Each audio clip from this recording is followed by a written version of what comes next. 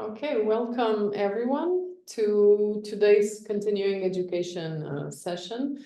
Today we have a little bit of a hybrid event because Moritz will only be able to join us at 6:30 Central European time, obviously. So that will be in 30 minutes. So he prepared a very nice video for you to start with, where he will show some examples of photo books. So why we chose photo books as this month's topic is because a lot of you shown interest in photo books. We also know some of you are planning to do your photo books in the future, and it's really a nice object, let's say, to have, to keep, and also to show your work. So we asked Moritz Neumüller, who's an educator, professor, curator, and also writer, to join us in today's session to discuss photo books. One reason is also that he is involved in the Photo Book Week in Aarhus in Denmark, and that he wrote also about photo books, did several exhibitions on the topic. And then he will tell us more about it later. First of all, I would really like to thank again our partner at PhotoWings for supporting Seven Community and for doing this programming with us. So I will first show a short message from our partners at PhotoWings, and then we will continue with the presentation on photo books done by Moritz Neumüller. And I would really encourage you towards the end of the session, and when Moritz will also join us, to have questions for him, because he's not only writer on books and doing exhibitions, but he's worked with so many venues. He was also working with MoMA, for example. Then he worked in Photo Ireland Festival in Dublin. He's the curator of some other initiatives. So I would say use this time with him and do ask questions, and let's have a discussion about photo books, about publishing, also about editing, and anything you would like to know about photo books. And now to go back to the message from our partners at PhotoWings.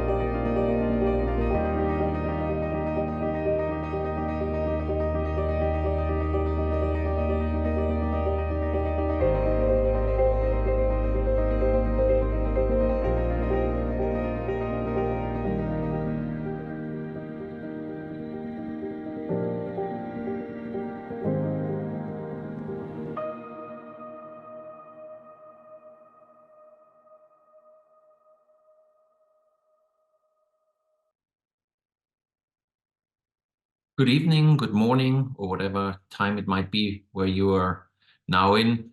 And thank you for joining me for this workshop lecture on photography books, photo books, as they're also called, as a medium. And I would like to get right into it. Sharing my screen now and grab your hot coffee and off we go. So the photo book as a medium means that we first have to define what are we talking about. What is a photo book? It is a medium of its own, as we've said. It is a hybrid art form that involves many other media. Photography, of course, design, typography, visual art in all different forms. It has a filmic eye. It has a kind of a filmic narration due to the layout of the book, with pages that you have to leaf through in most of the time. And it can have different let's say, purposes. It can be a diary. It can be a protest book, a propaganda book, a political book. It can be an artistic book, an artist book. It can be kind of narration, self-expression. It can contain poetry, even comic. It is an archive in itself. It draws on literature and the novel. So there's a lot of things that a photo book can be, and many photo books are. How do we look at and into a photo book then?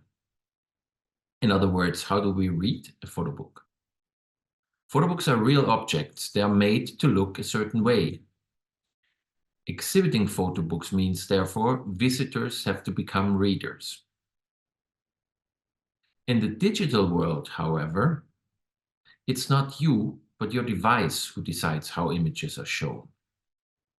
Let's have a look at these different screens. We're also looking at a screen now. So is this the image that I want as an artist to convey? Is this the layout? Is this the format? It is really your device that decides, or the apparatus behind it, this kind of technology apparatus that defines our devices. And it's not us as a user, as a spectator, and it's certainly not the artist. But who am I to tell you all this?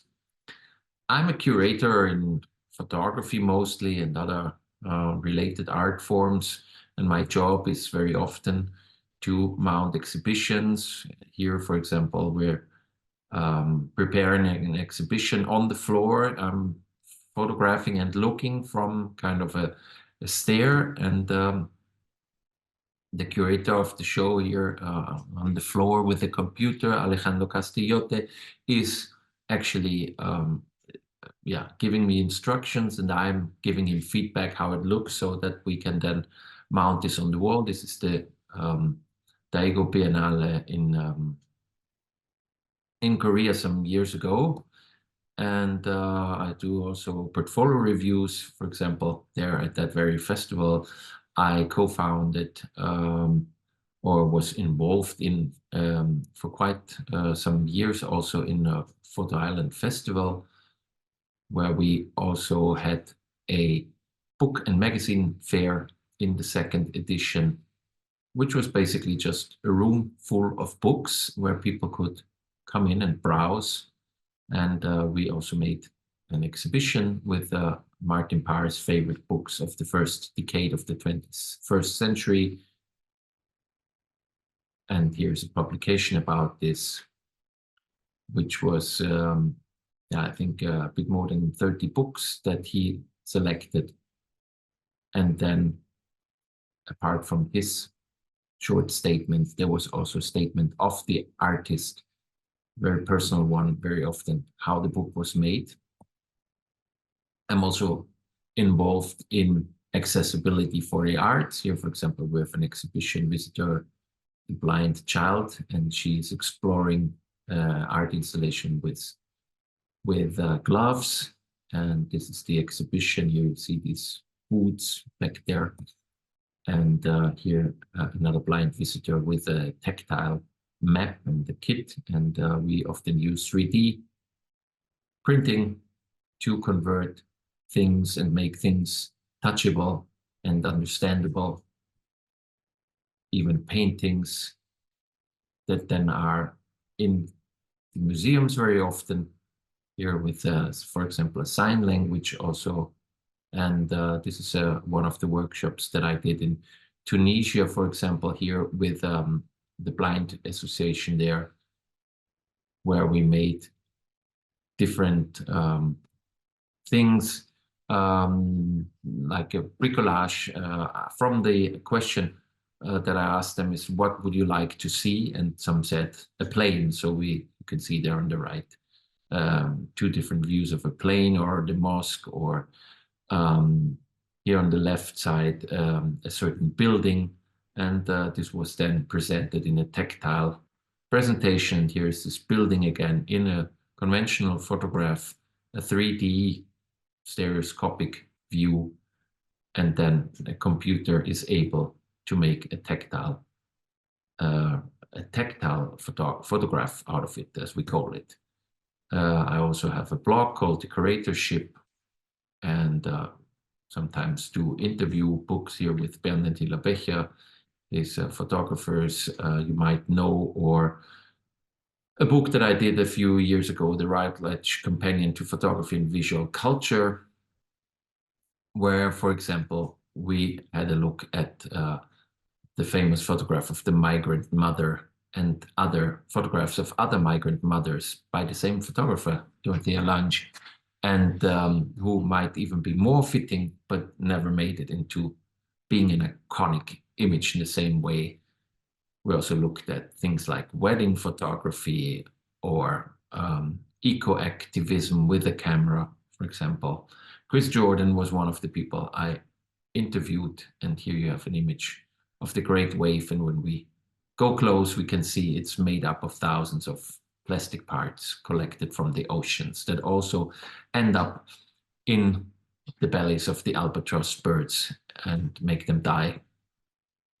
And I also, since 2014, direct a photography book festival, photo book festival in Denmark. Before we go now into the definitions of what is a photo book and other bit more theoretical things that I would like to do with you live, I'm still including here in the video something that has to do with this photo book festival in Denmark that I just mentioned. We had the 10th anniversary this year, and we showed an exhibition. We featured an exhibition about children's photo books, and children's photo books is actually something quite interesting to talk about. We can learn a lot from children's books because they activate a lot of the possibilities of the photo book. Let's have a look.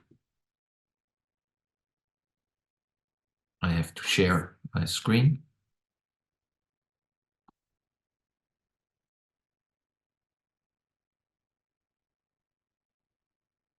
So this exhibition, which was co-curated by two colleagues of mine, Vreni Hockenjoos and Thomas Wiegand, was called For Kids Only, Exploring Photo Books for Children.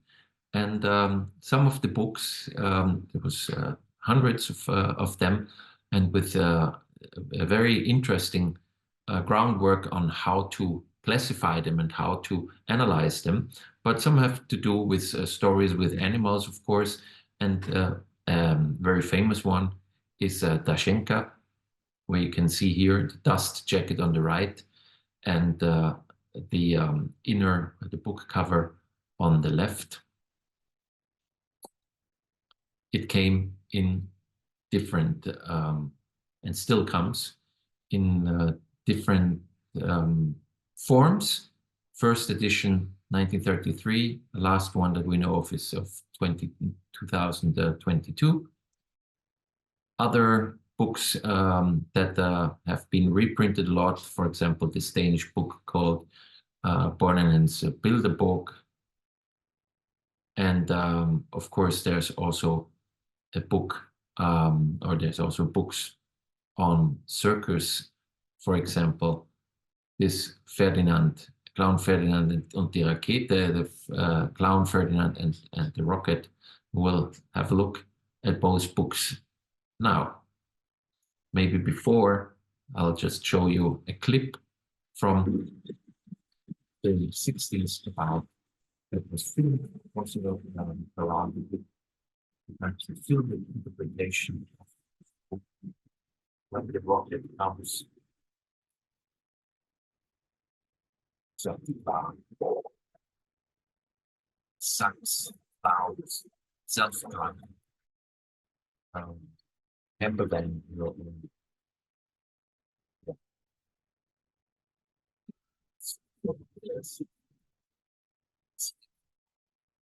Rocket and taken away. and results in this black page. And of course, you can see that many of these children's books, if you collect them, if we look at them, they are of course used, because children use the book, they leaf through it, they even draw in it. That's something that we can also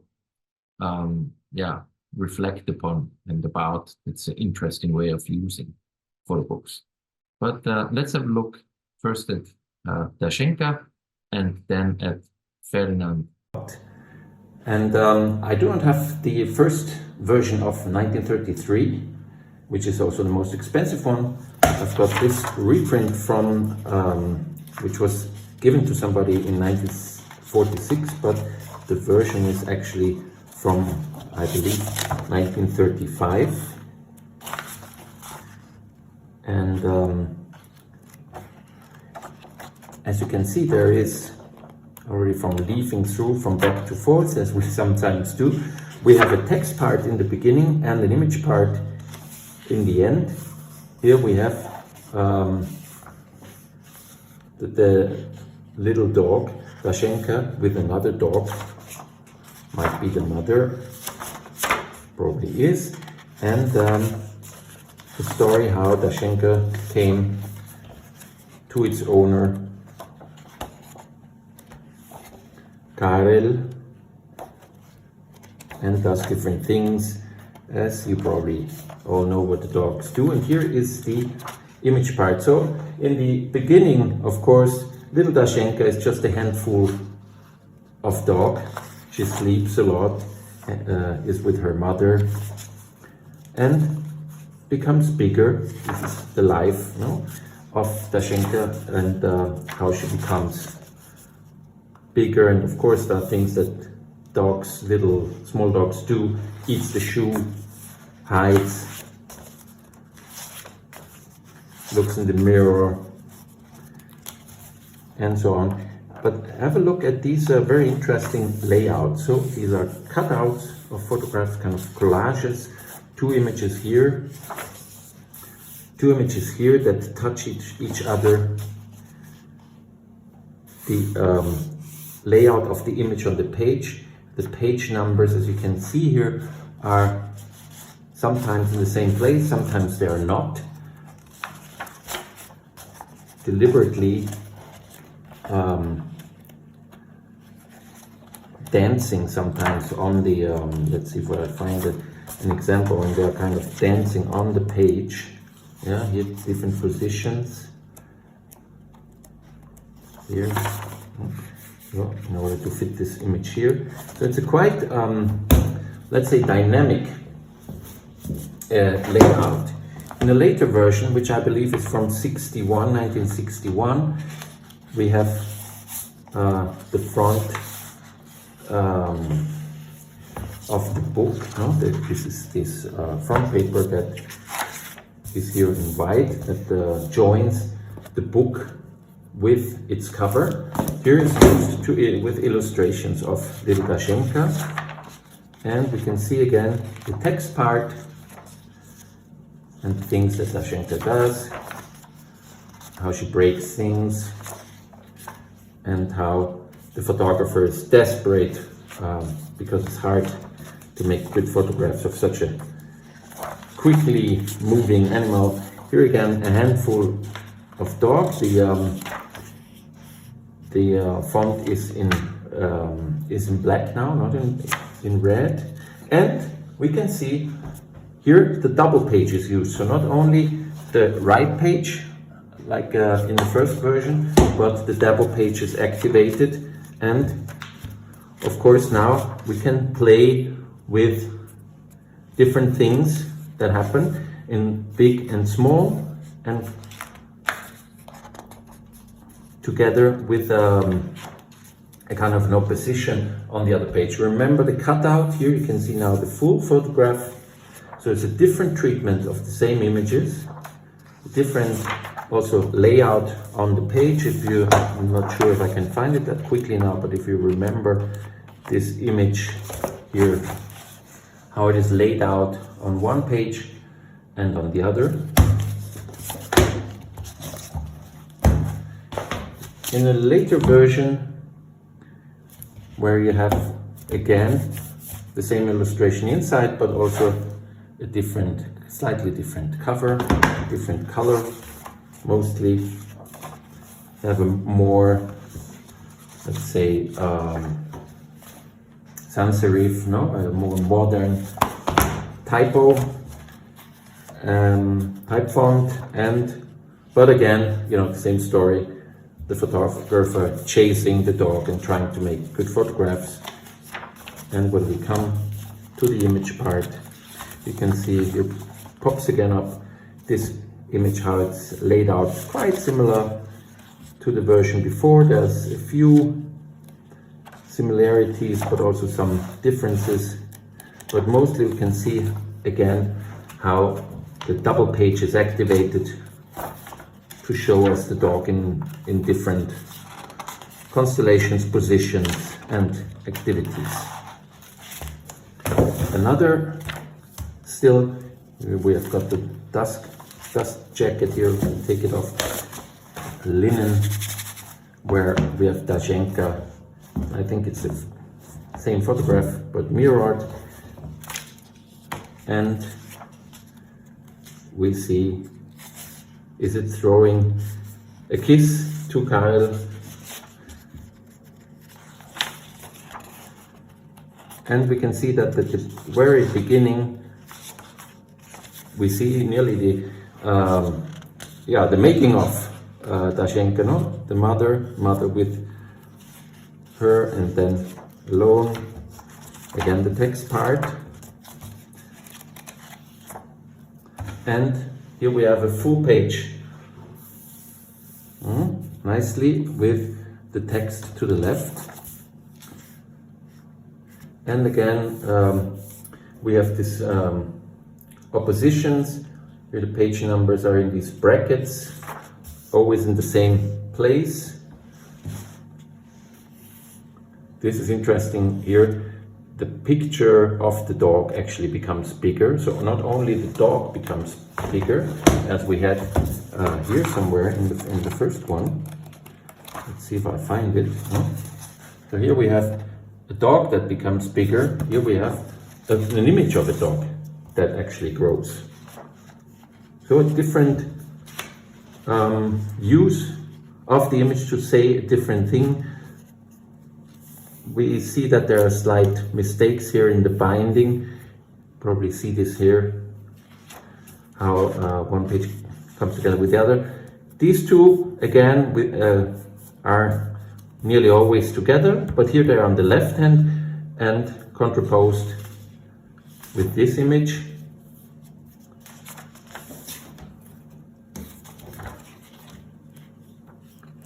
The binding is not that nice, but the printing actually is quite nice. Very nice blacks here. Again, remember the cutout, and this is actually on the cover of the original Dashenka book. And the last one, which I'm going to show you, is a bit bigger here. Also has a dust jacket. If you take it off, we have a white book with the drawing of the mother, and Dashenka here on this front paper that starts the book. You can see it's also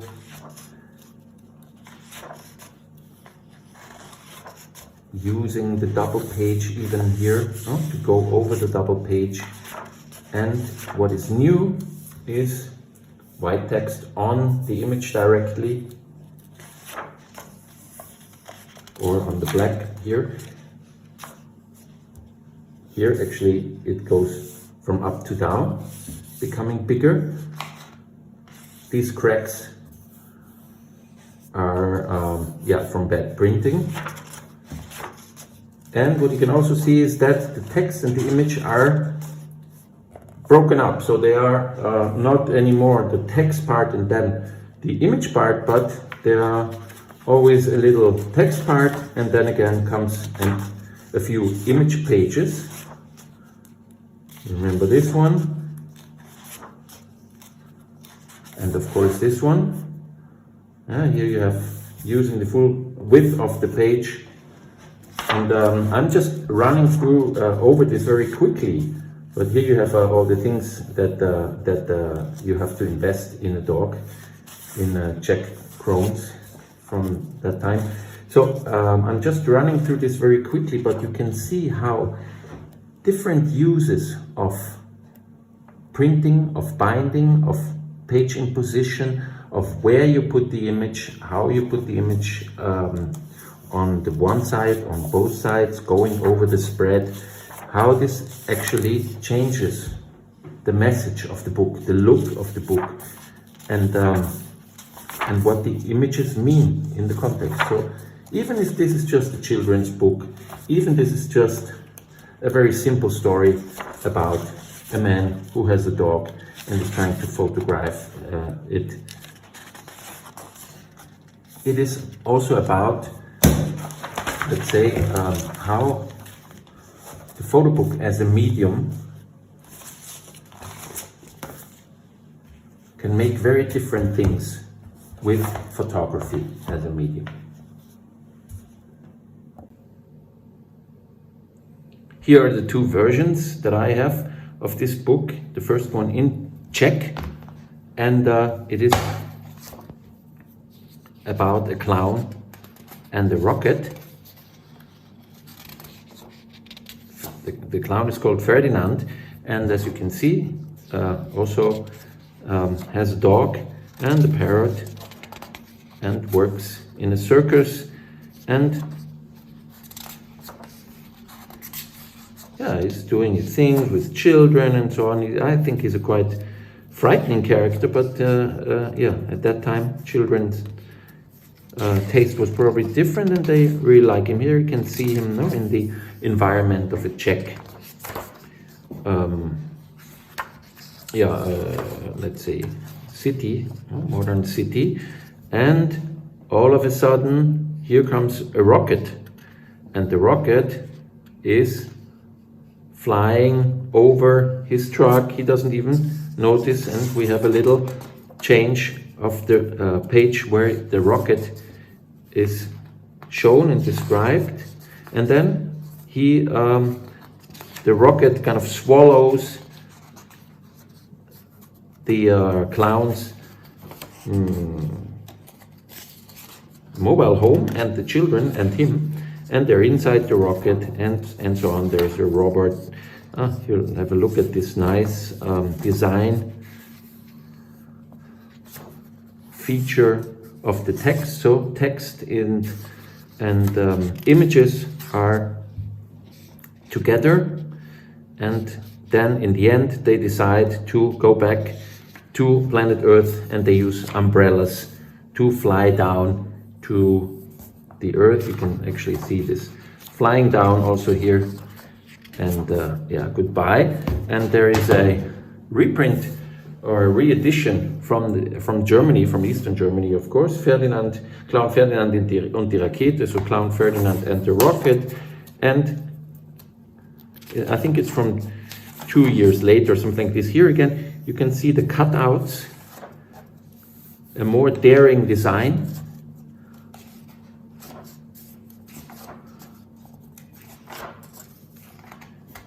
Here's actually something that I forgot to say, that all the people of the city, they drive out, and the only one who doesn't notice what's going on is, of course, the clown. And this is also why when he drives on the motorway, in the very moment that the rocket comes, the rocket swallows the bus or the mobile home, and see what happens. A black page, there's absolute darkness. So it's a very nice feature, and here you can see how the rocket swallows. And you can also see here how the pages are used. As I told you, a more daring design to tell the same story. but it ends in the same way. They go back to Earth with the umbrellas. And this is the end of the book. See actually how the umbrella part closes the book. Here, in this way, in the Czech book.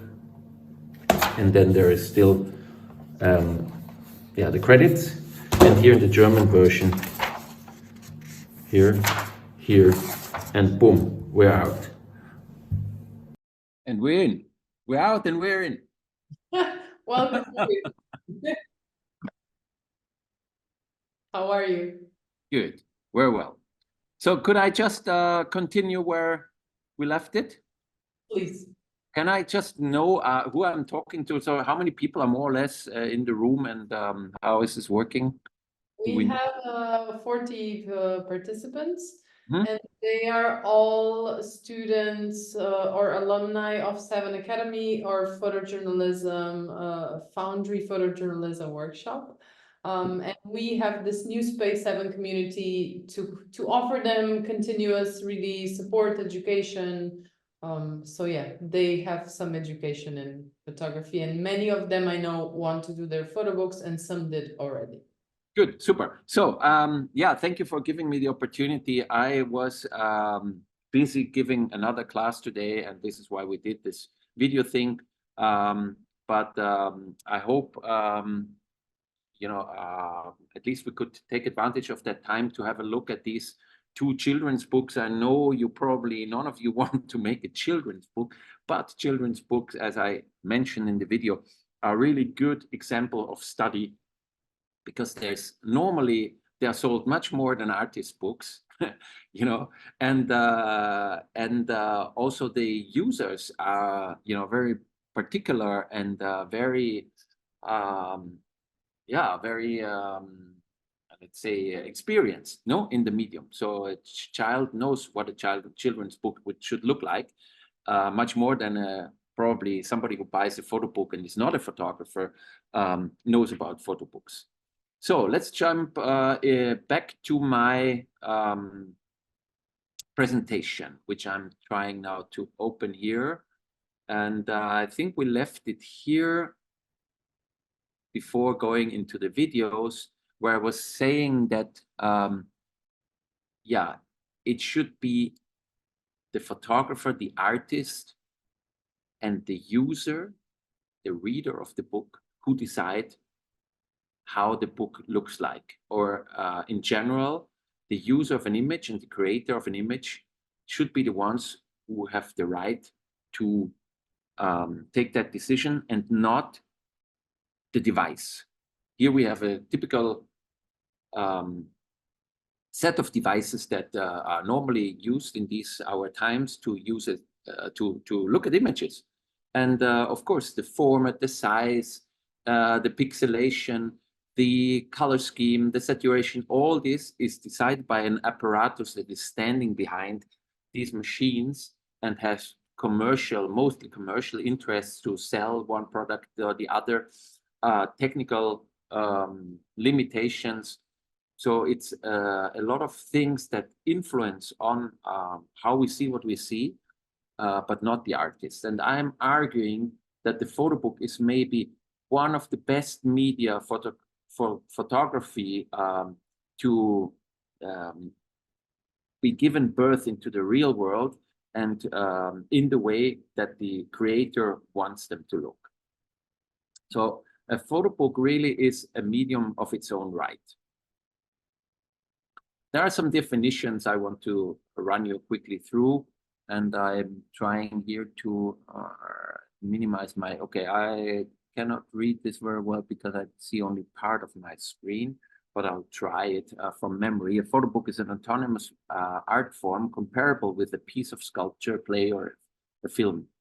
Here I'm seeing part of the text. Moritz, if you want help, I can read it. Yes, please. But while I find my cursor is black and the screen is black, so I cannot minimize. Yeah, I had the same challenge before because today I had some Zoom Okay. problems. Okay. So, as you said, a photo book is an autonomous art form comparable with a piece of sculpture, a play, or a film. The photographs lose their own photographic character as things in themselves and become parts translated into printing ink of a dramatic event called a book. Oh, that's wonderful. Thank you. We'll keep that format for the next slides. This is a definition from the late 1980s. So, 35 years ago, Ralph Prince already, framed it like this. A little bit later, I think in the 90s, John Gossage, who is a photographer and a very proliferous bookmaker also, suggested that a good photo book should contain great work, have a design that complements what is being dealt with, function as a concise world within itself, and deal with content that sustains an ongoing interest. Okay, so it's all about, in the first point, what is actually the photographic quality, of course. Then the design of the book. So what can we use to make the book more attractive, to be more concise? And that's also, the word that he uses afterwards, a concise world within itself. So it should be like a round product, and it should have an interest. So it should be interesting for somebody. There is another set of definitions which I borrow here from Thomas Wiegand, which is that a photo book should have a narrative structure. Think about the Americans here. First edition, as we know, the Americans was first published in France, and it was no American editorial wanted to publish it at that time. The layout, here you have this kind of harmonica, leporello format. The integration of the text into the book. For example, here's the book, the Holy Bible, book project from the early 2000s, and printing, binding, handling, extensions of fold outs, all these kind of gimmicks that you can do with the paper, with the bindings, maybe best called design. No? Here we have as the fifth point, the photographs as such, what Gossage had in the very beginning. But now we also have some points that were not present in the other definition, which is, for example, the historical relevance. So this book, New York by William Klein, had a big impact, for example, on the Japanese photo scene in the 50s, 60s, 70s. And another country, New York, by Daido Moriyama, is a direct answer nearly to this book.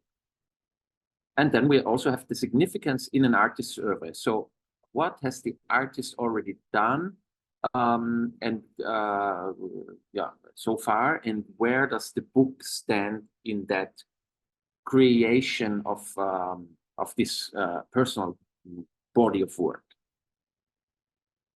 And then there's the purely, let's say, technical and economic part of the prominence and the reputation and the value, and in which of these kind of Bibles of the photo book world they are included. Here are three of these Bibles. One is for a certain country, which is quite normal. We have this kind of historization of the photo book by country, the Germany in the photo book, and the Belgian photo book, and the Swiss photo book, and the Dutch, and whatever photo book.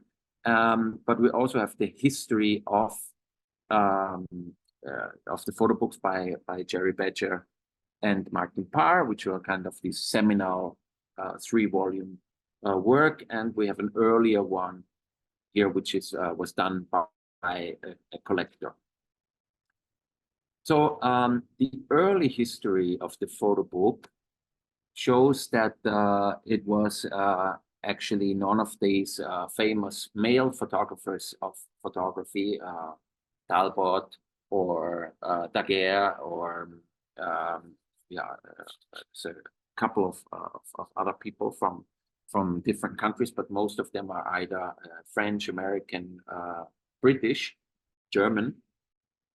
But here it was a woman, Anna Atkins, who, what we think is the first photobook ever published, which is a photo book. It's called Photographs of British Algae, Cyanotype Impressions. It was in 1843, so only 4 years after the official birth certificate of photography. And it is exactly what the title says. It is cyanotypes of algae with their descriptions and their exact representation. This may seem a bit boring from our contemporary standpoint, at least. I mean, I think it's quite beautiful, but as an object, but no, as a concept. But remember that the visualization of botanical or other scientific context was only possible in drawing and painting and the personal interpretation at that time. So until that time, so photography is a completely new ball game here for the representation and illustration of scientific books. And here we have a wonderful example of, you know, a way how to do this with a lot of, let's say, aesthetic feeling to it. The already mentioned Fox Talbot did publish his Pencil of Nature, but only a year later. It was not one book, but 6 volumes that you could later then put together and would form a book. And you also have these kind of images that, of course, have to do with the Pencil of Nature. Remember that Fox Talbot, as you probably all know, kind of invented photography for his own sake in order to be able to record and document plants and nature, even if he was not a very good drawer or painter.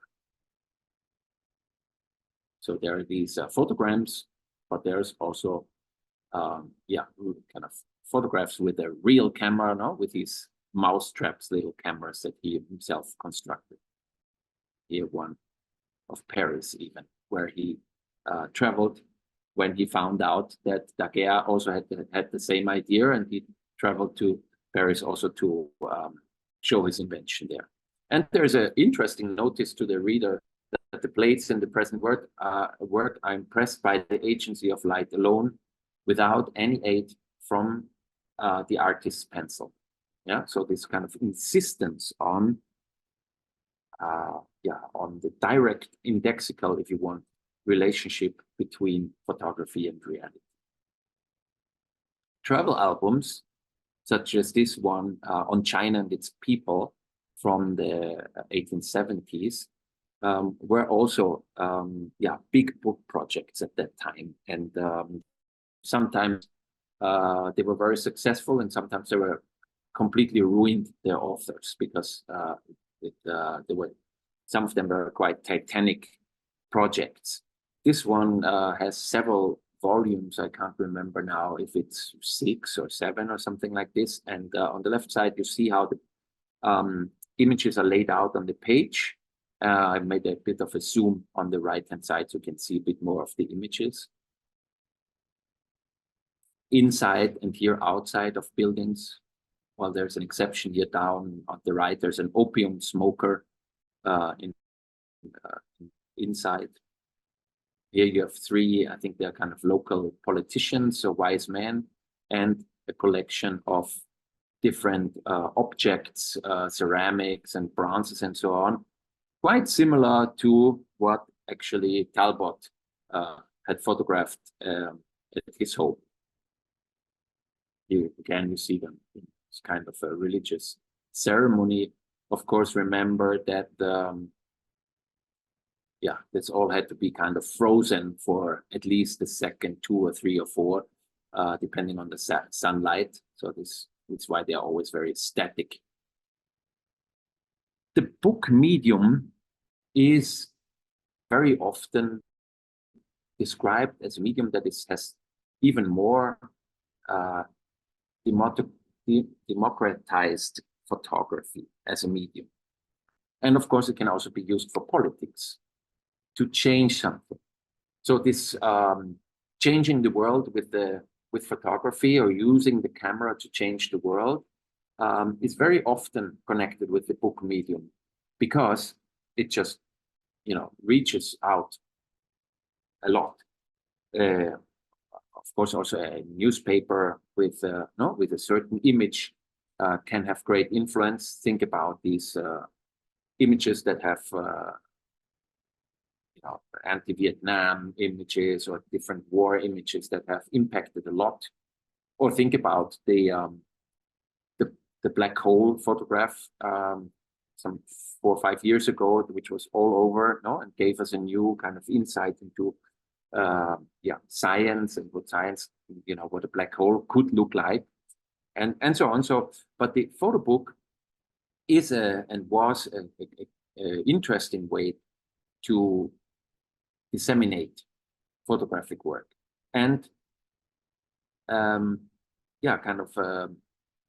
opinions about the world and how it should be changed. In this case, it's a very known book, How the Other Half Lives, by Jacob Riis, and it's about these parts of New York, cellars where the Italian immigrants were living, and they were, they were like, how would you say today, pandemics or epidemics of tuberculosis and other things.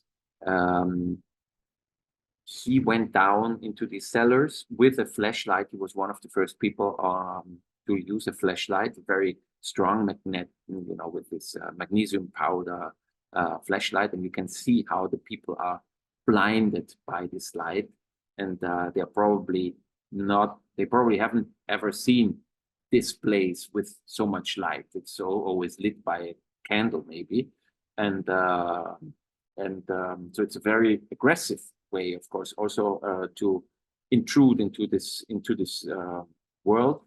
But he made this book, and also newspaper articles, as we can see here, to try to change the laws and the sanitary conditions for these people, for the migrants, or for this migrant worker, for this immigrant worker, but also for the city in general. Typical propaganda book, for example, Portugal, 1934. It was used to convince the people that, as normally in propaganda, the state uses photography to convince the people that everything is good, that we are winning the wars, and our highways are the best in the world, and everything is going well. Whereas protest books, such as here from the protests in the so-called Arab Spring, some more than 10 years back, here in the shadows of the pyramids of Cairo, they are by the people who want to exactly say to the government and to the other people that things are not going well, but use often a similar photographic language, and also a similar way of layout, and bringing this language into the book form. In any case, photo books are made for reading. So if you think about a photography exhibition, or a screening, a projection, a performance, many of these things, or a photo album, these are different forms. And the photo book is normally resting in your hands. You turn the pages, and in linear way, you're going through the books, as with normal literature, or scientific, or fiction, or fiction books. Of course, this was not always like this. Here we have an illustration of how not the first, but this big library in Alexandria might have looked like. And it was with scrolls, so with rolls of papers that were stacked, as you can see back here.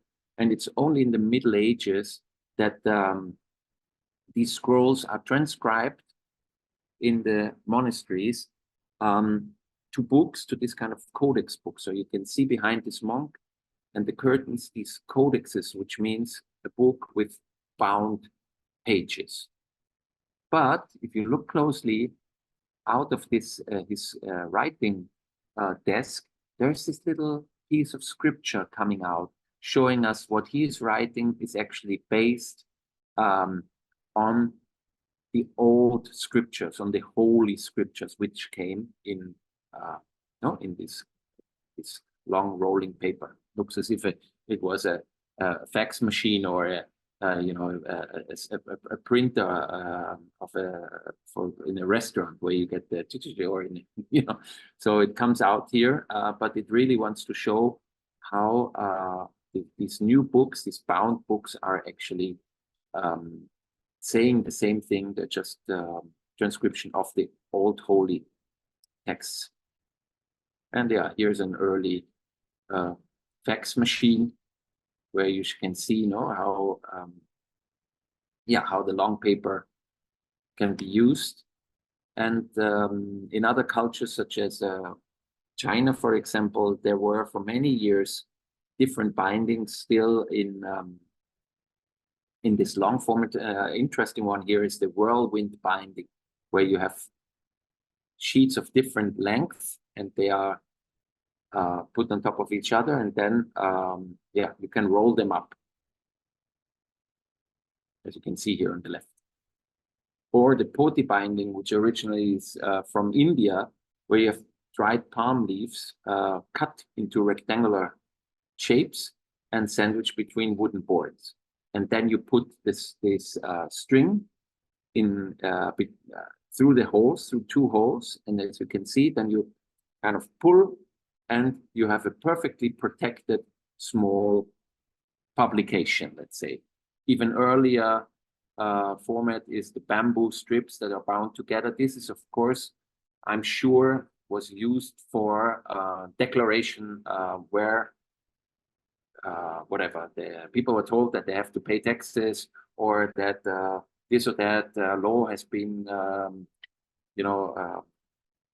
made public, and so on. So these are publications in the sense that they should make something public here on the right hand, and maybe like a prayer or a more personal book on the left.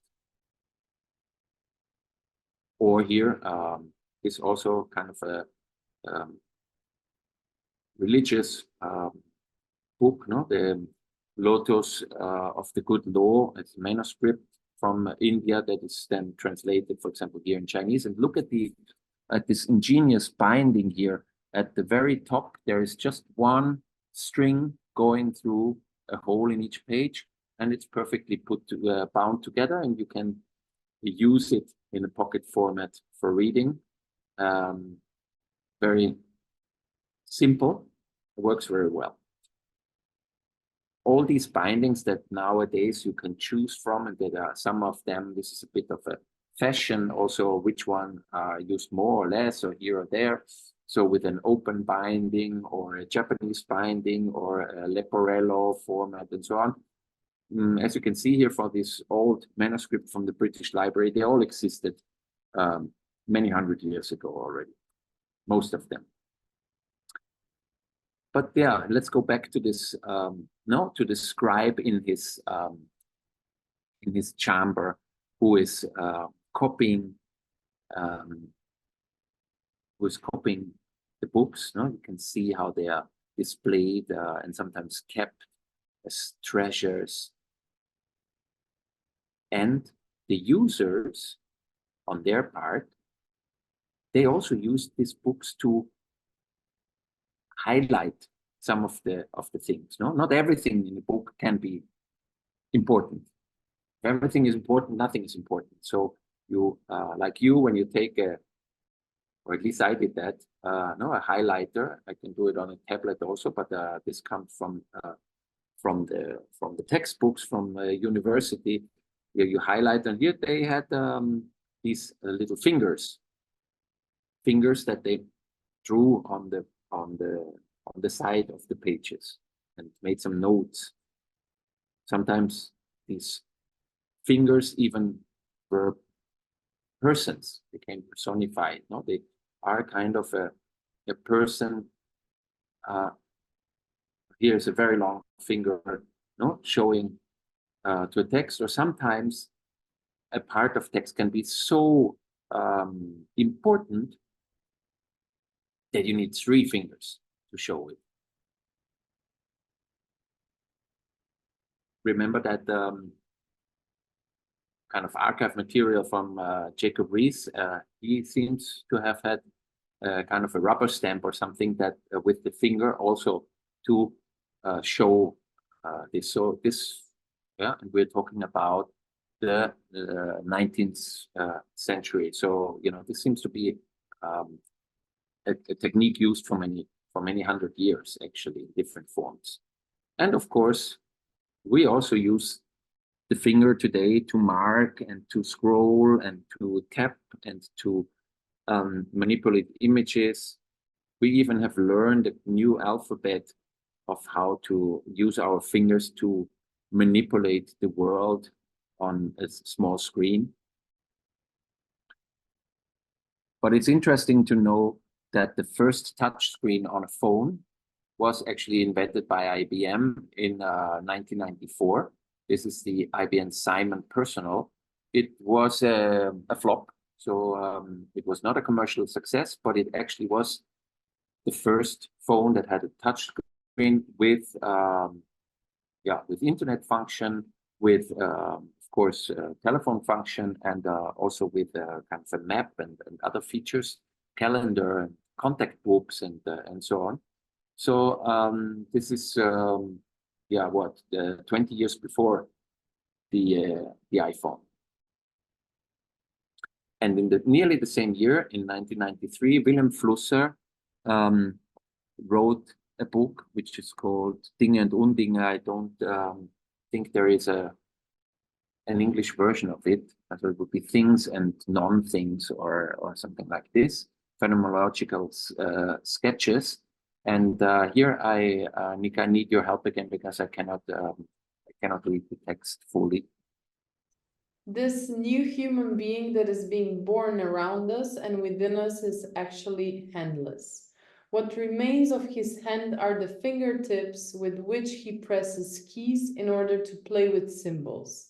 The new man is no longer a doer, but a player. Homo ludens, not homo faber. Life is no longer a drama for him, but a play. He does not want to do and have, but to experience. Yeah, this is a text from, as I said, from 1993, and it already contains a lot of what we have accepted today as our reality. So we are not using our hands anymore to manipulate something. We are using our fingertips to kind of simulate the same thing. No? So we are not cutting the paper and imposing the types on the paper, but we are simulating the same thing on the computer screen, and then we say, okay, printer, now print it out. Okay, and the gamification of our world with the rewards. No, when you do this, then you get some points and so on. So this is all also a reality, the Homo ludens, and the cry for experiences. No, if you go to a museum, it's less and less becoming about the visit is becoming less about the artworks itself, but about the experience that the visitor has. I'm not saying this is good or bad. I'm just saying that it's happening. So Wilhelm Flusser, who wrote this really important text, which does have English translation, which is I think it's called The Short Philosophy of Photography or something like this. You'll find it. Really interesting book. Yeah, he already knew that in the 90s. So what is feeling? What is touching with the finger? It's not only kind of a input on the sensory parts of your finger. It also has to do with friction. No, if you move your finger, that it changes. That if you just tap somewhere, it has also an acoustic signal which changes, and the effort that is needed to change, of a rough paper. Think about the sandpaper, something like this. There are scientists who have actually investigated this thing about what pressure, temperature, texture, and sound are influencing in the tactile experience and the haptic experience. So on the left side you have the fingertip skin, and on the right side a glove that they invented that can help you to kind of virtualize the same experiences, so that you can touch something over the internet, to say it like this. That's, of course, would be interesting for many fields, including ours, maybe art. So yes, we have touched photographs if we print them out, of course, but the photo book is a certain way to touch photography in a more holistic sense, if you want. In an exhibition that I helped to organize and curate in Barcelona some years ago, which was called the Photo Book Phenomenon, one of the parts of the exhibition was dedicated to this one book, which is, I mentioned before, William Klein's New York book. And we used 40 meters of wall space to show the book. And the curators, Markus Schad and Frederic Lesmy of this part of the exhibition, they commented. As you can see, maybe, I don't know if I can zoom in here. No, I can't. But if you look, there's where it says start here. No, this is the beginning of the book, and we dive into the book, and you always see the book pages. So we reproduced all the book pages in the original size, but then also some of the spreads in bigger sizes, and they are actually commented with handwritten text so that you can understand better the book. So it's like a dissection of the whole book. Here you can see it better. How you have the structure of the books with the different chapters, and how the curators have used handwriting to clarify and propose some different readings of this book. Drawing and handwriting on photography is, it's not new. Of course, children, as I mentioned in the video, use that a lot. But also in the Japanese culture, it was very normal that you would write your own text on photographic prints. For example, here the photographic portrait of Miss Henriette Lane, the niece of the then President of the United States, with a Chinese quatrain, which is a poem form, like the haiku or whatever, by Morita Okataro. And this comes, of course, from this tradition of portraits with text on it. In this case, it's a drawn portrait of the samurai leader Sato Isai and the poet himself. And so the language, text and images have a long marriage together, even before before the illustrated books or before the photo books and so on. Language in the strict sense, and if I may ask you, Nika, to read it. Language in the strict sense is essentially discursive. It has permanent units of meaning which are combinable into larger units. It has fixed equivalences that make definition and translation possible. The meanings given through language are successfully understood and gathered into a whole by the process called discourse. Okay, so we understand and can translate language because it consists of parts that can be, words or parts of sentences and so on that can be in a phrase put one after the other, and the meaning is given through the line. Yeah, a bit like in a photo book, the narrative, the storytelling, if you want, in a linear way. So what the philosopher Suzanne Langer means here, or sometimes she uses also the metaphor, is that language has a fixed equivalence that make definition and translation possible. It means that, or what she calls it, is words are like pieces of cloth on a line when you hang them for drying, but the discourse, what you actually want to say with the book, is not this lineup of underwear.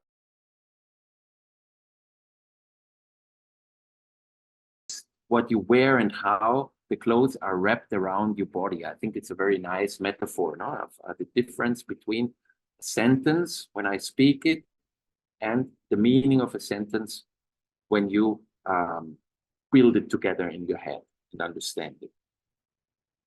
And in the same year that she wrote this text, I Googled it a bit. There were these puppets, where you could cut out the different clothes and put it on your puppet. Actually, that still exists.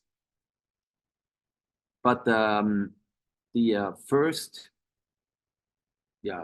writing, or the first traces of writing that we actually have are very much earlier, from 5,000 years ago, and they actually were here I have a bit of the history of some Sumerian, Egyptian, and so on, Chinese and Central American writings, but the interest which you can find in *Sapiens*, for example, very good book by Yuval Noah Harari, which I recommend for this. But the very first sentence actually was kind of a bookkeeping. So, Nika, could you please read the first sentence that in written form that we are aware of? 29,086 measures of barley delivered into 37 months to make beer. Signed, Kushim. Yeah, so the first sentence that we still have, or that we are aware of, is about an accountant sentence about beer, about the barley and brewery and beers, and that's really kind of interesting, that this kind of practical, of course, use of language, and in contrast, the visual literacy, what we today have to learn to understand images, because everybody uses images all the time, videos and photography and a mixed form of that, but nobody ever teaches us in school how to read images. Visual literature is based on the idea that pictures can be read, and that meaning can be through a process of reading. No, is that right? I cannot read it. Yes. Okay. So this is a definition of visual literacy. That was is already quite old, but in W.J.T. Mitchell's work, or in James Elkin's work about visual literacy and iconology, you can read more if you're interested about this concept of visual literacy, which is really important. Could you please, Nika? One must learn to use and understand the visual impressions by coordinating them with tactile impressions. Seeing is an extended form of touch. That I find very interesting, together with what we saw before with this haptic, the Korean scientists who see how we can translate touch, and also the role of touch in art in comparison with the role of the eye, of seeing, of this kind of noble organ, and especially in photography, right? So this is something that interests me very much. And reading a photo book is also touching, feeling, and smelling and holding these books. In this case, or in this sense, we could say the reading a photo book is like decoding and connecting images. It is navigating in the book space, and it is a dialogue with the author.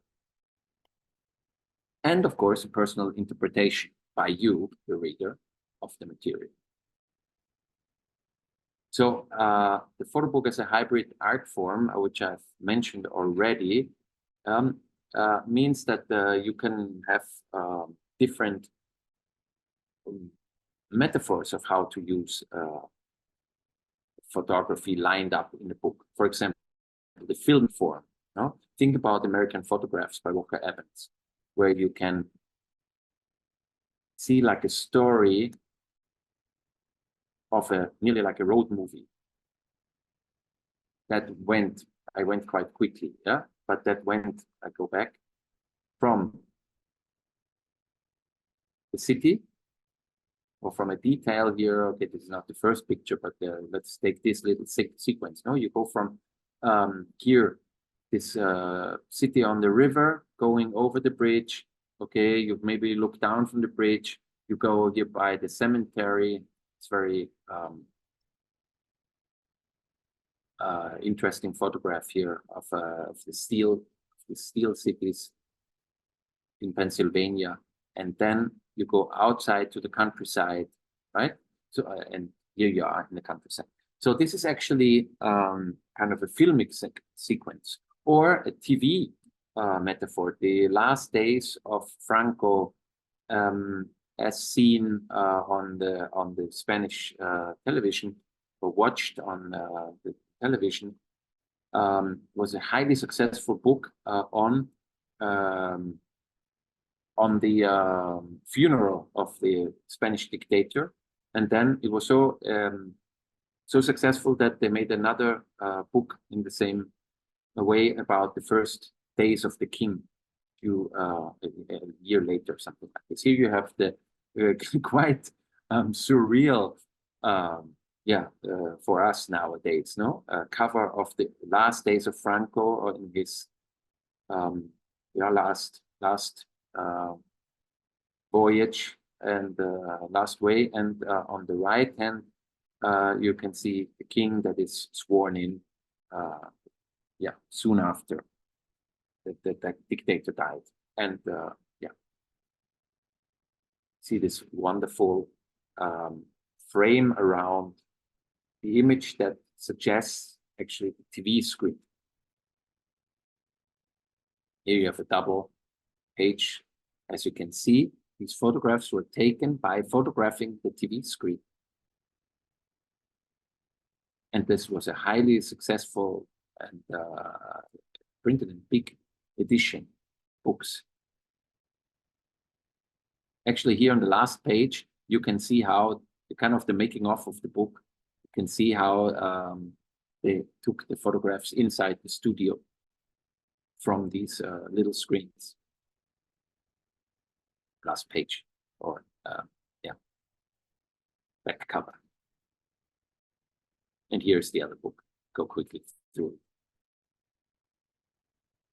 It's quite hilarious from today's point of view. And then when the new king, the son of this king that you see here, who was sworn in the 70s, when the new king came to power some years ago, an artist, Spanish artist Julian Baron, he made a new book just in the same way, and it's called The Last Days Seen by the King. And here you have the new king, the old king and the new king, and so on. So another metaphor that has been used to describe books or to make books, photo books, is the novel. Love on the Left Bank by Ed van der Elsken is a good example of that. Here you have the book and how it is actually really like a novel or a story of something that is happening, two people falling in love, a party, and so on. And then their life and separation and coming together and being apart. Or the collage could be another metaphor that we can use. So Cliché by Alexander Bondar, which is a hilarious book that uses the collage form, as you can see, to kind of multiply the realities in a very strange and funny way.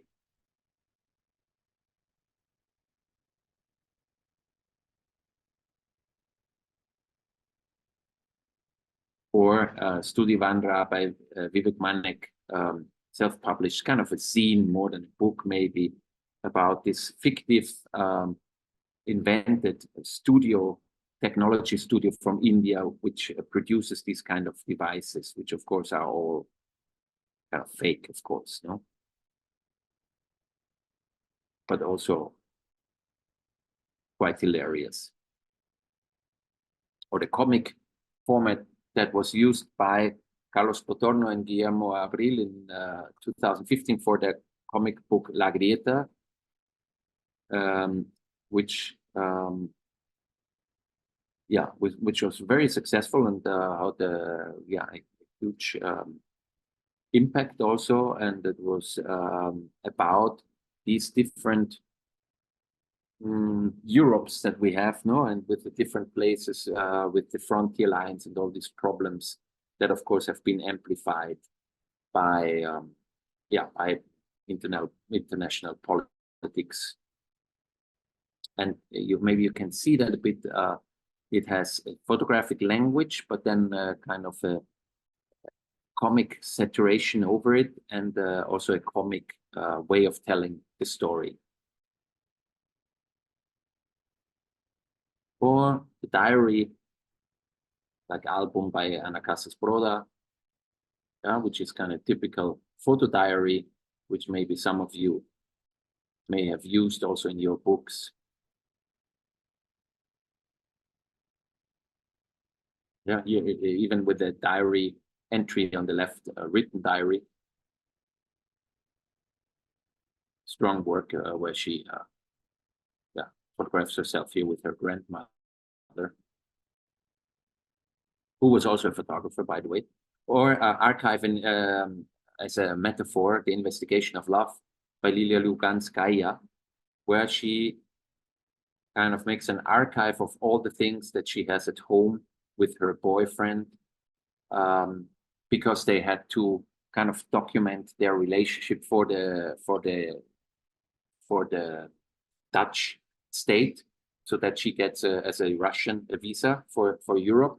They had to kind of prove that they're really a couple, and she, her work is around that. No, you have the 2 passports, but you have the transcription of the letters that their parents had to write to the state and the other friends. I think 12 letters in total to prove that they are actually in love. No, so it's an investigation of love, to prove that they are in love, and to fill out the forms and to get the residency. If we exhibit photographs, that means that we have to activate the visitor as a reader.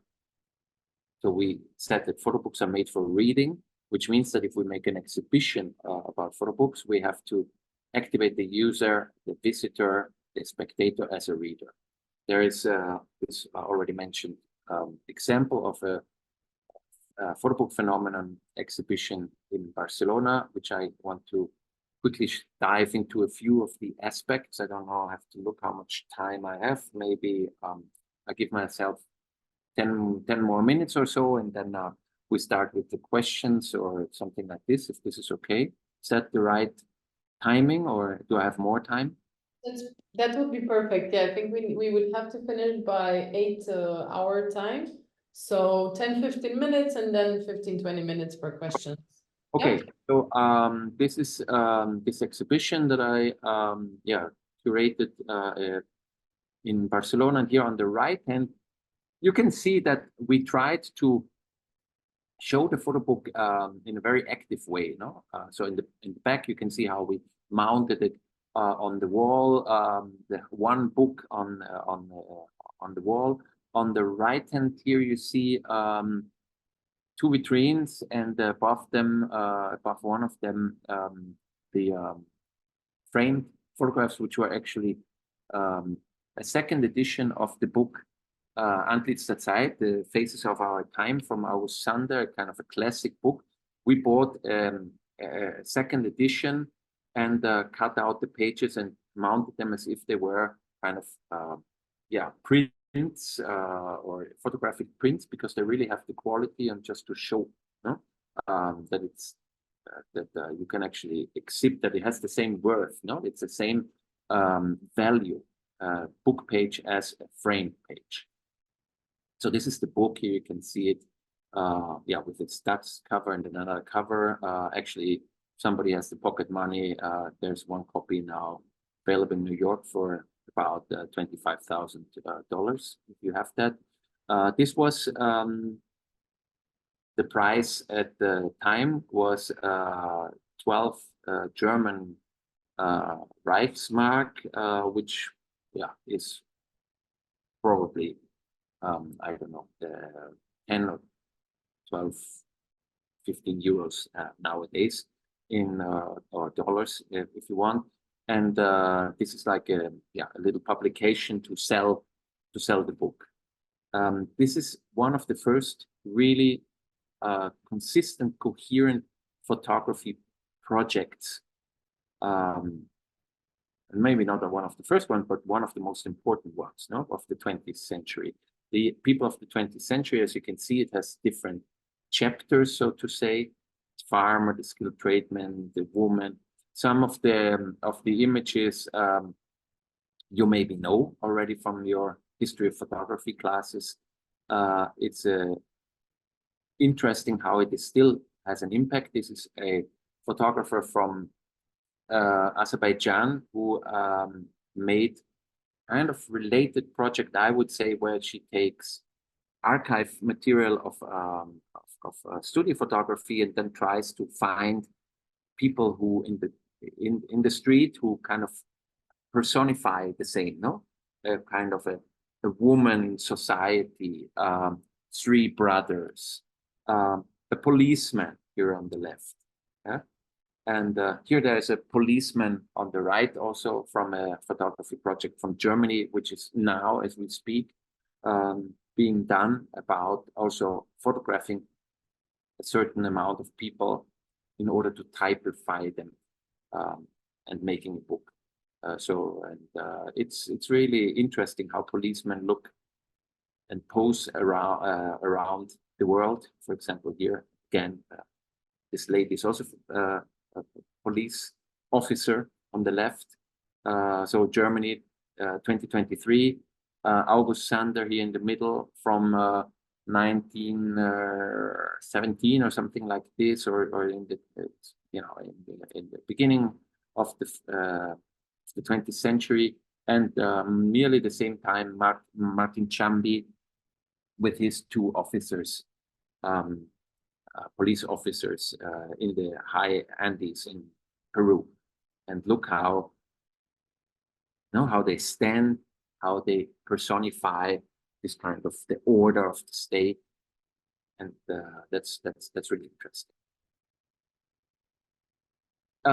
Maybe you know this image, the three farmers. It was called, and even inspired a book called the Three Farmers on Their Way to a Dance. I think it was called, by Richard Powers. It's important to note these farmers. They play a very important part in these books. Maybe I'll just jump over this part now because I don't have so much time.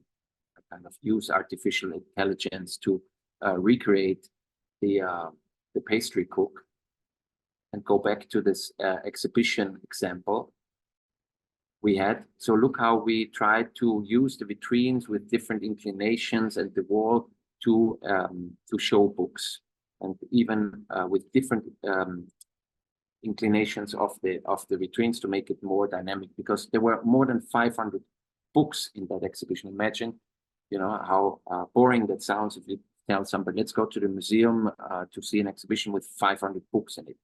But what we tried then was to make it the most dynamic, the most variety and diversity of how to show books, with these vitrines, with specially made showcases. Books are hanging from the ceiling. Sometimes books are, as here in the foreground, you can see the famous Die Welt ist schön book by Patch, and you can see that in this vitrine there's one original, which is under glass, and then you have a second edition, which is really nearly the same, very, very similar. And we bought it for €100 on the internet, and we put it there because the best way, we thought, to show books is that you can actually touch them, leaf them through, and so on. You can see the hanging books from the ceiling in the section on the political function. Here you can see then the Portugal book and the Cairo book and some other books from Nazi Germany and from different places where there were protests and propaganda going on. This part of the exhibition that you already saw, contemporary part, and then a reading zone, which was really important for us, where that you could kind of hang out and take some books and just sit there. And some people were there for hours reading the books. One of the artists that we invited to make like a special intervention there is Eric Kessels, who you might know from his useful photography book. So he's not a photographer himself, he's a kind of a collector and appropriates pictures such as family albums, which he loves, where he finds out that for many years, women standing in front of flowers was a big subject for the husbands, apparently. And then he mounts the exhibition here in a flower pot, so to say, a flower field. So this mixture of real photograph, so real flowers, and maybe some of them are plastic, who knows, could perfectly be true for him, and some of them are real. And this is Holland, so they probably are real. Outside the museum even. And he's famous for this installation where he printed out all the images in Flickr that are uploaded in Flickr on a day. And it would look like this. And here's a book that consists of photographs of a Mexican couple where the man photographed his wife, and but she's always standing in the water. So it's quite hilarious through the years that they always make this kind of photographic, sometimes a bit spicy dialogue about her being in or under the water and him photographing her.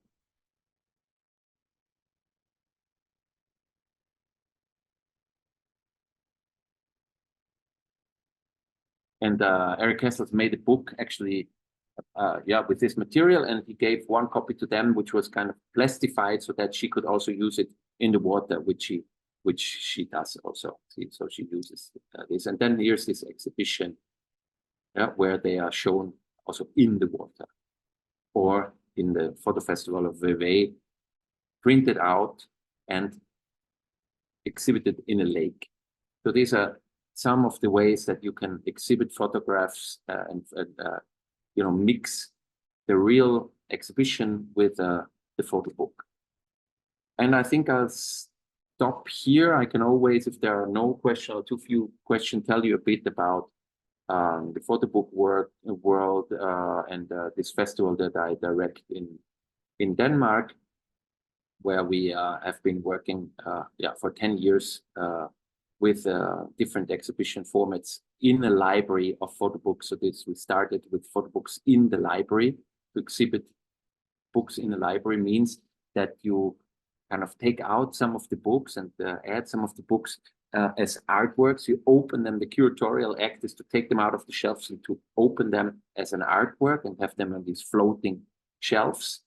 and other books are stay in the shelf and have to sustain these other works as let's say repositories for knowledge. No? So that's we found that an interesting thing. But I think I'll stop sharing the screen here. I'm not sure how I can. It's really hard. Yeah, I got it in the blind. Okay, thank you, Moritz, so much. I think you gave us a lot to think about and a lot of things to read. I was making notes a lot because we do have Discord server as well, where we then update our members and send updates. So it's nice to have so much. And I know you're not experienced just in photo books. You're a curator as well, professor. So it's I think, our members can ask you on a lot of topics, not only on photo books, though, if they have a special focus on photo books, of course, that's welcome. So I'm, happy to give it a try to answer whatever comes up. yeah, I would say that you can post the questions in the Q&A. And okay, there's 2 questions already. So from Viviana, it's a question on how to fund the publication of a photo book. So this one. I mean, there's 1,000 ways to fund a photo book, but I would say there are some general ways. No, one is in the old days, things was you would find the publisher would find you as an experienced photographer and would ask you to make a book. So in the old days, it used to be that if you are a successful photographer, you, as a kind of a crowning of your career, you get a book. Nowadays, it's actually nearly the other way around. Many people make first a book, and then with that book, they use this book to try to get exposure, to get exhibitions and so on. So, of course, in the old world and with this old model, the publisher would pay for everything. And this is not hardly true anymore. So there are very, very few publishers who do that. Mac, for example, is still doing that, and others. But of course, you as a young photographer are probably not in the focus of these publishers who pre-finance and finance all your book. So what's left? So if you have to pay part of the costs of the book, what can you do? Well, either you find funding with the way that you can, that you can find it with grants, or I don't know, asking your family or coming up with yourself or whatever. Or you can do a crowdfunding, of course, or a pre-sale where you ask people, out there who are possibly interested in your work to pay already the 30 euros now. And if you have all the money together, then everybody will get the book. So I think these are kind of the 3 main strands. And then, of course, you can mix that up. So there are a lot of success stories. And of course, there are also a lot of stories where people print too many books and then have them under in the garage or under the bed forever, ever, because the offer is much bigger than the demand. So the number of titles of photo books have grown so much, but the buyer sphere is also growing, but very much slower. What does that mean? That you have to print less copies of each book. So if you print the book, think about maybe 50, 100, 200, 300. Don't think about 1,000, 2,000, 5,000, unless you really know that you can sell them. Hello, I'm Andres from Colombia. I'm working in Bolivia with my country. It seems to have.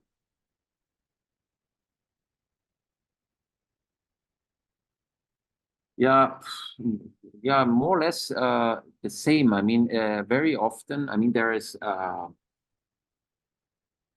it's not a mystery to find, it's just work to find the right kind of publisher for your work and address them. Problem is they get about 50 emails a week, or maybe sometimes even a day, you know, with people who want exactly that. I got an email today of a very nice independent publishing house here in Barcelona who said goodbye. There were three photographers who were working together and had this kind of publishing house, and they closed it as of today, I understand. And because they are now doing their individual project, because it's just a lot of work for the publisher. If you're a small independent publisher, it's hardly possible to make the ends meet, and you just have to understand also that the other side is also suffering, not only you.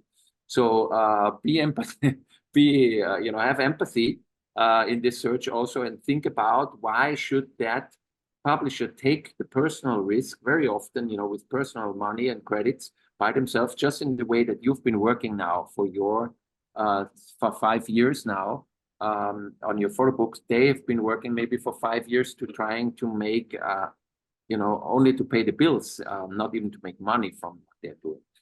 And think about alternative ways to publish maybe yourself.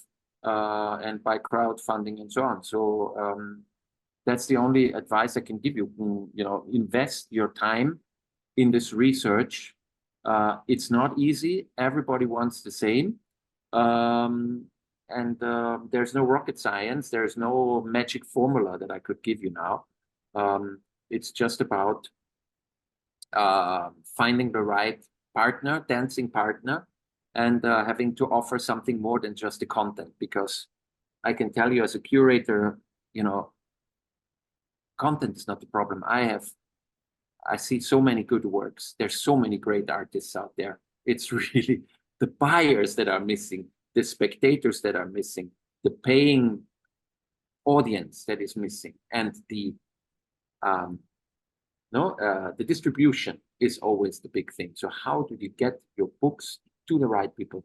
And there are some interesting role models that you could follow. For example, if your book is, in this case, about politics, it might be interesting, you know, I don't know what kind of politics, of course, but it might be interesting to have a foundation that is for, you know, yeah, it has to do with Latin America, or that has to do with free speech, or that has to do with conflicts, you know, things that might or might not apply to your book project, which I don't know.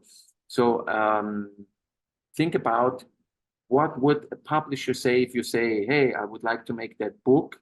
It more or less seems to fit into your catalog, and I have 10,000 euros or $15,000 or whatever, because I have this backup from a foundation. Then things get much easier. Okay, could you talk about the photo book festival in Denmark, opportunities for dummy submission? We did have a dummy award once. It was a one-time only event, unfortunately, because the sponsor sponsored it 1 year and not again. So again, as I've said, you know, for us who we organize events in the photo book world, it's also really hard to find money. And yeah, it was just enough money to print the book and have a bit of promotion for it. So we don't have any dummy submissions now. We normally invite curators to select books for certain themes, but of course there are other dummy awards around the world. As you might know, I have a little blog that's called The Curatorship, and there I think I have a list of dummy awards, which is a bit outdated. I wanted to make a new one, but you know which the one is just now having a deadline in February 18th of February or something like this, the Dummy Award.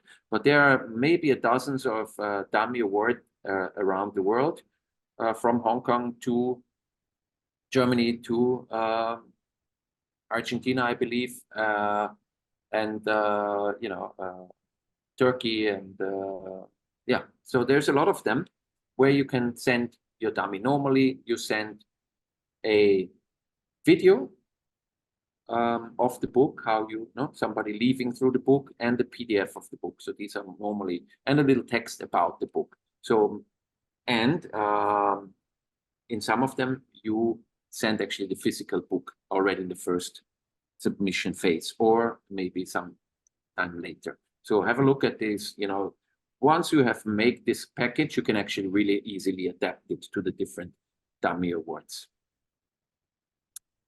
Can you share any examples of photo book integrating text and drawing with photographs? For example, a book like the work of Jim Goldberg. Yeah, that's an example. Drawing with photographs. Of drawing with photographs. Sorry, not drawing with. I was reading of drawing with photographs. As this, you were using photographs for drawing, but you mean integrating text and drawing with photographs. Yes, I mean, let me just have a quick look if I have it in the in my presentation anymore. Well, there's one. Yeah, let me just. Do you? I don't know if you know it, but I don't know if everybody knows it. But let's see. Hold on, I have to go back now. Share the screen. So I don't know if you know the work, the book Party by Christina de Middel. It uses text and photography in a very interesting way.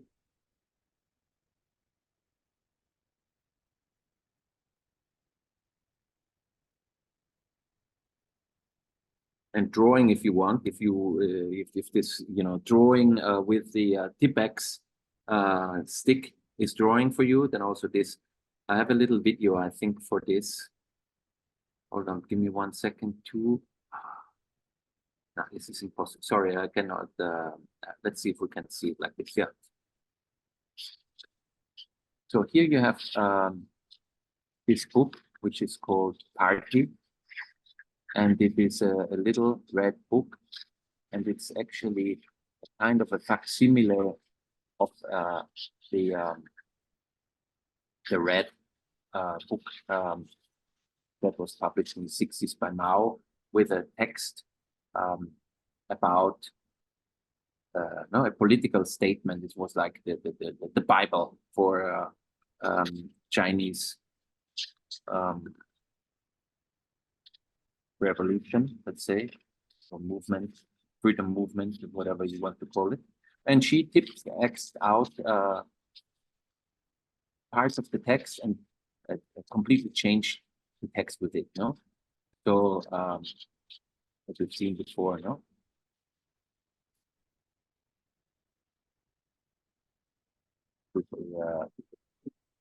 One is called Without the People There Can't Be a Party, no? And this is the original book where you see photographs of Mao Zedong.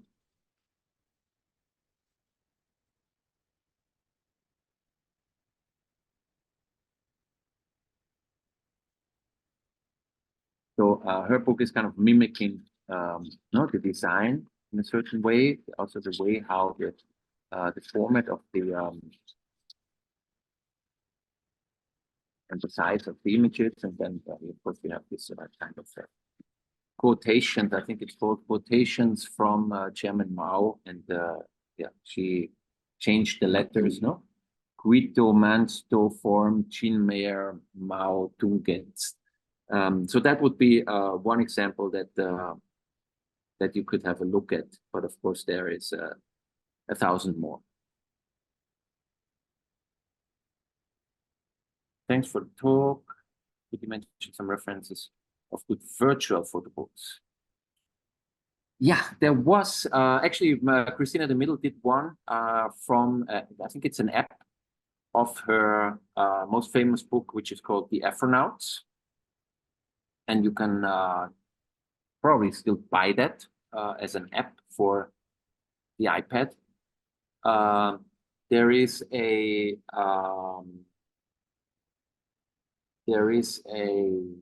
what is it? Production company, let's call it, in the Netherlands, which produced some very good ones. I think it was called in. Let's see if I have it here.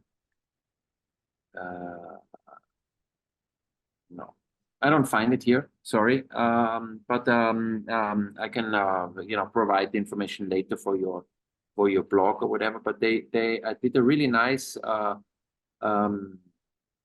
multimedia project, which was kind of in a narrative form, but also had videos and text and so on about somebody who traveled from Alaska to Patagonia, and documented the whole thing, travel. The thing is, we once had this discussion like 5 years ago or so at a photo festival in Bristol, where somebody, we were talking about digital photo books and if they exist. Maybe it's even longer ago. Maybe it's like 6 or 7 years ago. If a digital photo book exists, and there were a few people who actually very convincingly argued that if it's a digital format, then it's not a book anymore. Yeah, then it's a multimedia experience. Then it's a an app. It's a kind of something different. Yeah, it's digital art then. Yeah, that's not new. No? So it's like net art or whatever. So why should we call it a digital photo book if there have been web-based art forms for many years now? So a book experience, I think, has to do with holding the book, smelling the book, touching the book, sitting down in the position that you like with the book, and seeing the book, as I said before, as the artist, the photographer, the designer, all of them together define how it should be, and not what your display decides what it could be. Do you have any reading suggestions or other resources to learn about the physical design aspect of bookmaking? Yes, there are how-to books. I think there is one by 2 or 3, but there's one which comes to my head so this is the form and content of the photographic book. So this is quite a hands-on, very didactic book about the physical design aspects, which is, of course, the paper, the binding, and things like this. I understand that this is what you're interested in, but you'll find a few more. But this one is really okay. This is more if you're a photographer and want to make a book, but then of course there are specialized books for designers who make books and with photography, but with drawings or with other things as well. So the last question, I don't understand. Drawing on. This is because of the same as before. So this was really with the illustrate combining drawing texts and photographs, and actually he meant drawing on photographs. Yeah. Yeah. Okay. So yeah, this one that I had here is this one. One which is which I mentioned quickly was the Holy Bible. So the Holy Bible by Adam Broomberg and Oliver Chenery is what I meant, of course. It uses the real Bible.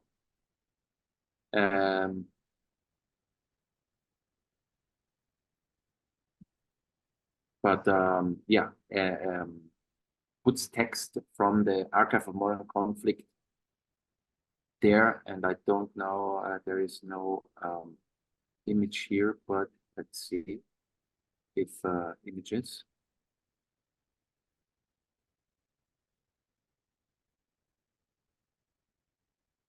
Yeah, so here you can see how the books, the images are actually put on top of the text in a quite violent way in this book.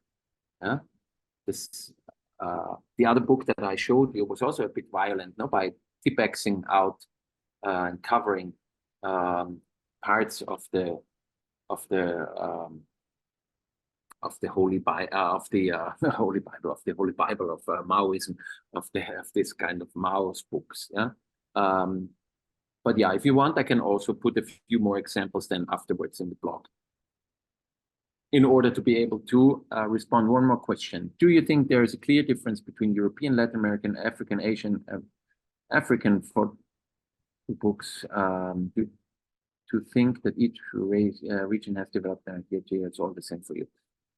Well, it's not about if it's the same for me or not. No, it's about if there are differences, but then it becomes more complicated, because what is an African photo book? And there's a blog and a book project about this, and I think it's called The African Photo Book by Ben Craving, I think it's called, but I'm sure it should come up like this. Africa in the book. Yeah, that's probably it. Ben Craving, yeah, that's it. So in the list of that he has made and is now, I think, will be published as a book, or is already published as a book. No, Africa in the photo book. One of the biggest questions he had to ask himself. Let's see if there's just a list of titles so that you can. This used to be a bit more visual. See if I can find it. Yeah. No. So if you say African photo books, what do you mean? Do you mean photo books of an African living in Africa and working about Africa? Or could it also be somebody who travels to Africa and photographs Africa? Or could it be an African who does not live in Africa and photographs in New York? So what is actually an African photo book? Yeah? And as this is a not easy question to respond, your question is also not easy to respond.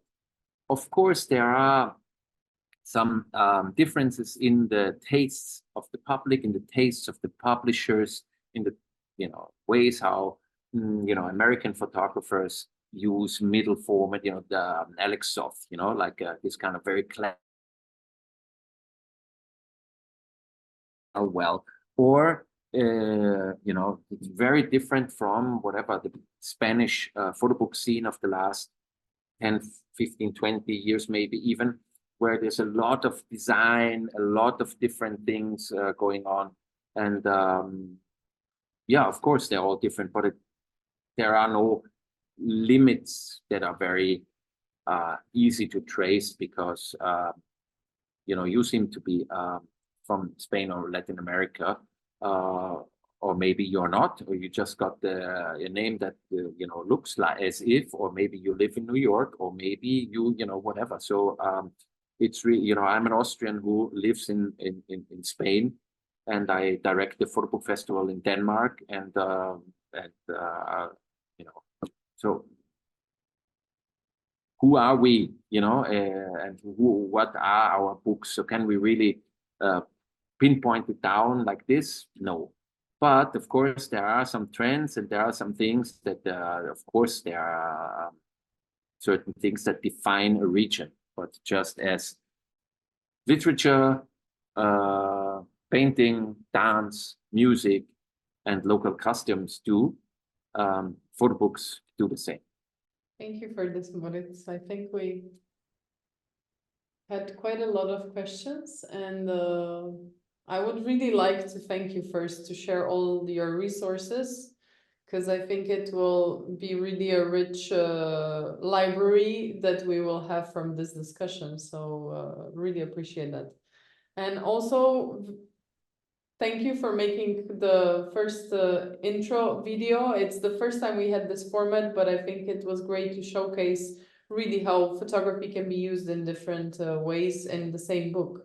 So it was great examples. I don't know if you would have any final thoughts on photo books for the students, or any closing remarks from your side. Well, yeah, as I said before, it's not easy to make a photo book. It's a personal challenge. And apart from being a good photographer, a good artist, a good networker, you also now have to be a good marketer, and you also have to be a good negotiator, and you have to be a good web designer and a good sales man or woman. So it's terribly difficult world, and it's a terribly competitive world. Yeah, there's so many people trying to triumph in this little field. I think the photography and the photo book world, the art world in general, but I think the photography world in particular is one of the most competitive fields that there exists, for the also for the relation between the effort that you put in and the reward you can get. So very few books really like make a really big success, and then you become world famous. The same is true for us on the other side, you know, the small publishing companies, me as a curator, a festival director, whatever. We also cook, you know, our soup only with water and salt and the very few resources. We are much less powerful than some people say, and we have much less decision, you know, power and economic power than we would love to have to say, okay, let's do this, and then we just do it. No, we all struggle, but we all do what we do because our body asks us to, and there's just nothing else we would like to do as much as this. So even if you have to support yourself by, you know, whatever, working in a restaurant, or, you know, doing whatever other job, if you think about it as something that helps you publish this book, and you know, everybody, I think of all of us have done jobs that we don't like so much in order to conceive something, and the rest of the people out there, you know, people who are sitting in the supermarket, and even people who are sitting in the bank, or who are sitting in great jobs, they also do a lot of work all the day that they don't like. So, you know, it's not a problem, I think, to step a bit out of your comfort zone and to say, look, I'll, you know, work for 2 months in this or that, and then I'll have enough money to choose exactly the cover that I want and exactly the paper that I want for my book. I think we shouldn't be afraid of that, because everybody else also has to do shit jobs around the world. And so we have the pleasure, the privilege that we can work in things that we love, and we are in community. Reach out to this community. If I haven't done so, please share, or maybe I can put myself here, my email address. I had it in the end of my, no, this is the question and answer. If you want, you can, oh, here's the chat. Can everybody see what I'm writing here? Yeah, if you select to send it to everybody, so you can select that. So I had this information at the end of my presentation, but I didn't reach it because of time constraint. But the curatorship.org. So no, oh, hold on, I should have done to every. Hold on. We shared. We have your profile on the website, obviously. So Okay. we linked already the curatorship, and then your email. It's much appreciated for everyone. Here is the Q. Hold on, I made a mistake. The curatorship in case. So you can contact me personally, of course, or you know, have a look at the things that I'm doing. I will not be able to, you know, solve all your problems. But maybe I can give you some more advice. If you chose not to speak up here, you can still do it personally. Yeah, and that's why, as you say, it's sometimes it's also a community effort, and we're happy to have this place to really connect students to each other, and then to some professionals that Moritz, if you will want to access our Discord, I can send you an invitation. So yeah, also I always encourage, ask your peers, maybe they know someone, maybe they know for a call or a dummy call that you don't know. So it's really, that's why we have the community. So Super. Well, thank you very much, Moritz. okay, wonderful. Thank you and bye-bye. Thank you. Bye bye.